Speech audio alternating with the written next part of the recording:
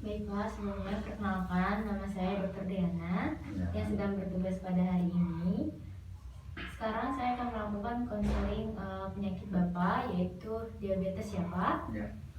Baik, dari hasil evaluasi pasien, itu hasil evaluasi dari Bapak, diabetes gula darah atau glukosa puasa Bapak itu 180, gula darah 2 jam Bapak itu 230, dan kadar HbA1c-nya itu 8,5% ya Pak. Ya. HbA1c ini adalah kadar glukosa dari 3 bulan terakhir Bapak.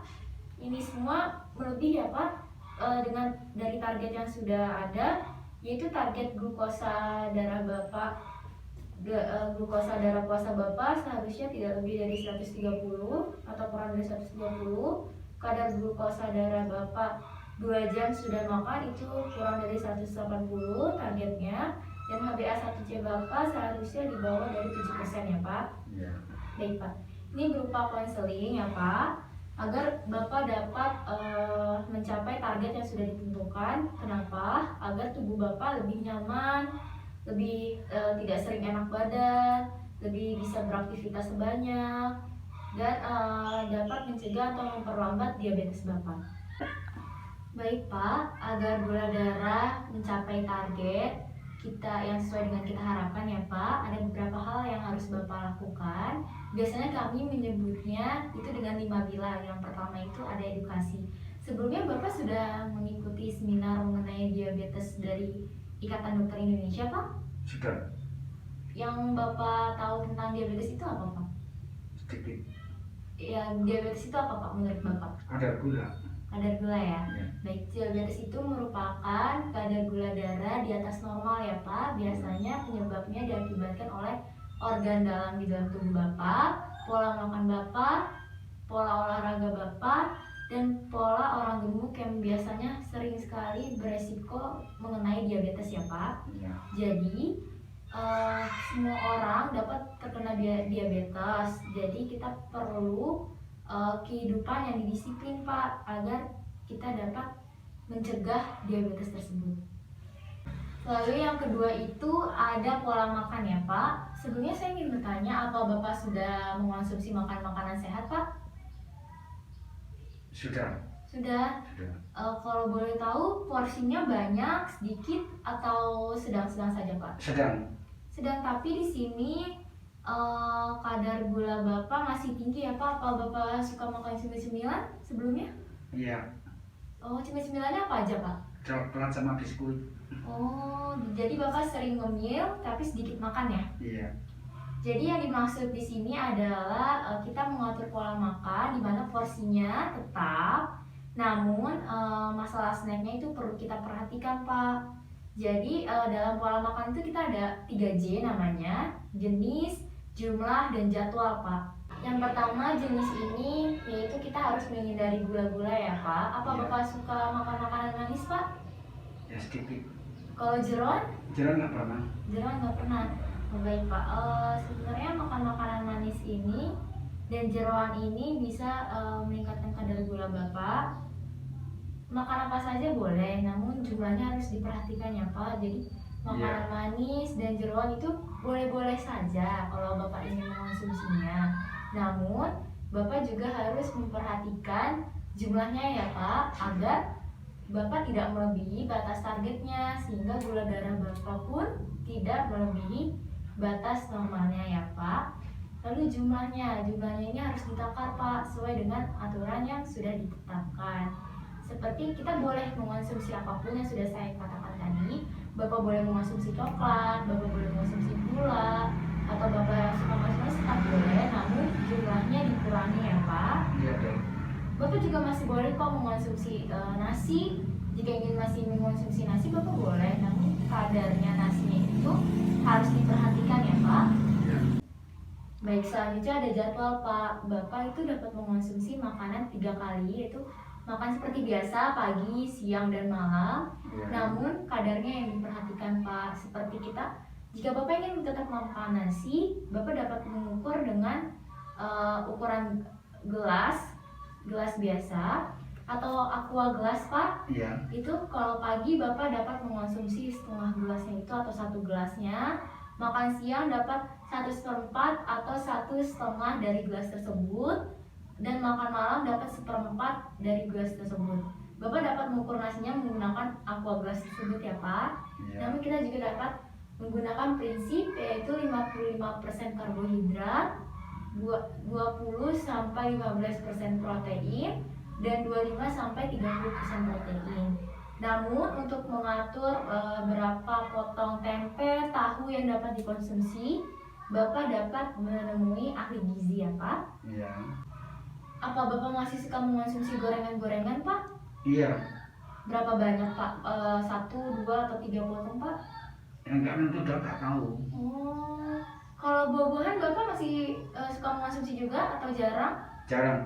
Jarang Pak. Jarang. Justru kalau ini yang lebih banyaknya buah-buahan ya Pak, sama sayur-sayuran supaya badan tetap sehat. Bapak juga harus sekarang lebih diubah agar lebih memperbanyak makanan buah-buahannya dan sayuran-sayurannya ya Pak. Iya.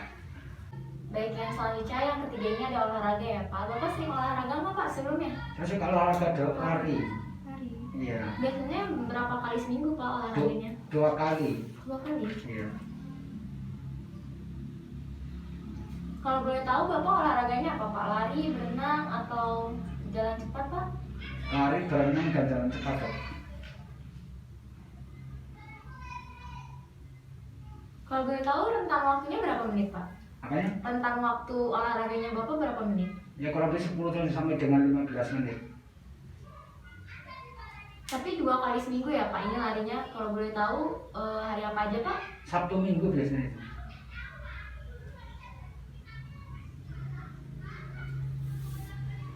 Jadi olahraga ini juga ada resepnya Pak. Jadi olahraga ini yang biasanya kita anjurkan itu biasanya 7 kali per pekan ya Pak.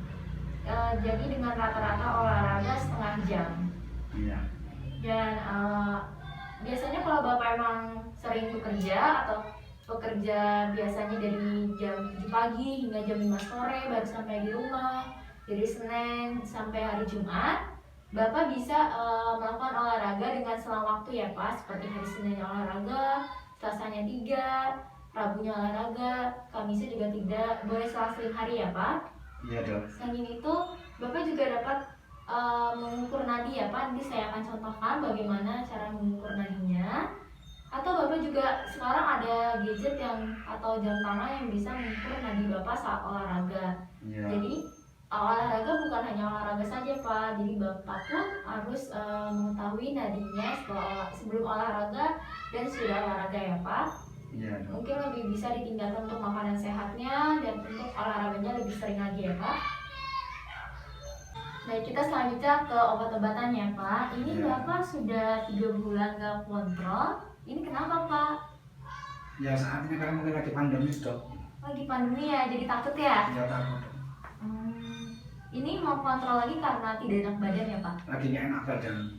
Kalau Bapak minum obatnya teratur nggak? Ini di sini Bapak mendapatkan obat metformin 500 mg 3 kali 1 sama duiflozin 10 mg 1 kali 1. Bapak diminum teratur nggak obatnya?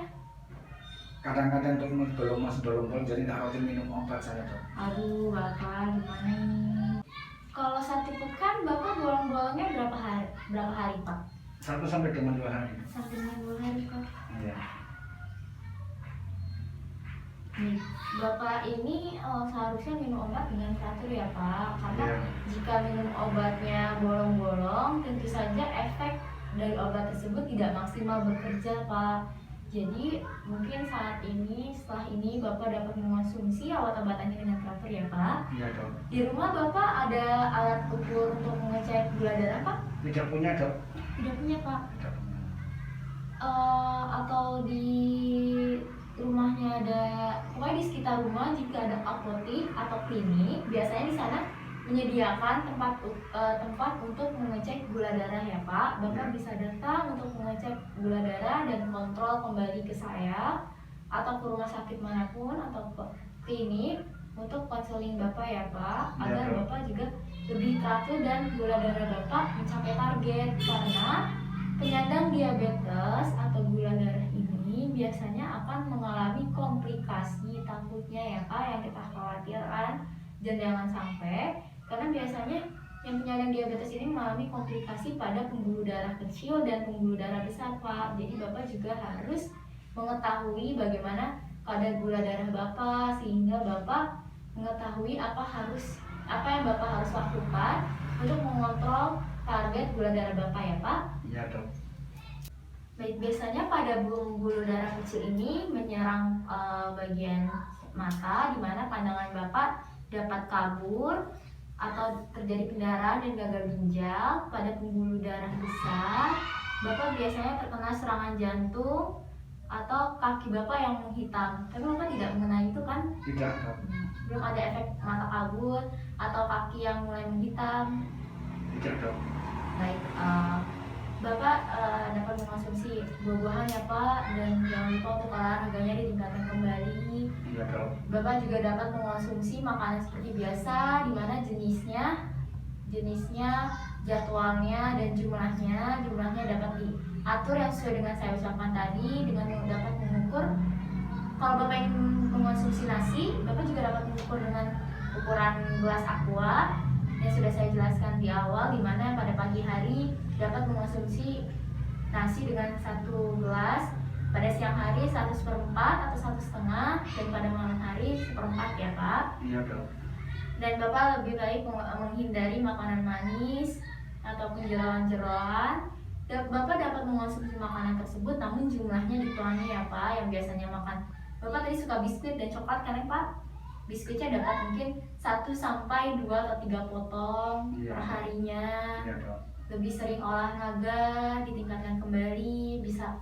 Bila Bapak setiap harinya pulang jam 5 sore, berangkat jam 7, Bapak bisa Seninnya olahraga, Selasanya tidak, Rabunya olahraga, Kamisnya tidak. Dan pada olahraga ditingkatkan lagi waktunya, bisa sampai 30 menit, 45 menit setiap olahraganya. Dan Bapak juga jangan lupa untuk mengonsumsi obat-obatannya secara teratur, sehingga Bapak tidak mengalami komplikasi atau mencegah dari komplikasi diabetes tersebut ya Pak. Jadi Bapak sekarang banyakin minum ya Pak, hindari Iya, Dok. makanan minum-minuman yang manis seperti teh-teh yang suka ada di toko-toko, pasar-pasar, atau minimarket lainnya. Lebih banyak mengonsumsi air putih, sehingga Bapak juga dapat mencapai target dari gula darah yang sudah kita tentukan ya Pak, yang kita harapkan. Baik Bapak, penjelasan saya sudah jelas. Ya terima kasih dok semua saran dan petunjuknya. Ada yang ingin ditanyakan Pak? Tidak dok. Baik. Untuk mengetahui potongan berapa potongan tempe atau tahu yang ingin Bapak konsumsi, Bapak dapat konsultasi ke ahli gizinya ya Pak. Baik Pak, terima kasih sebelumnya. Assalamualaikum Pak. Waalaikumsalam warahmatullahi wabarakatuh. Terima kasih dok.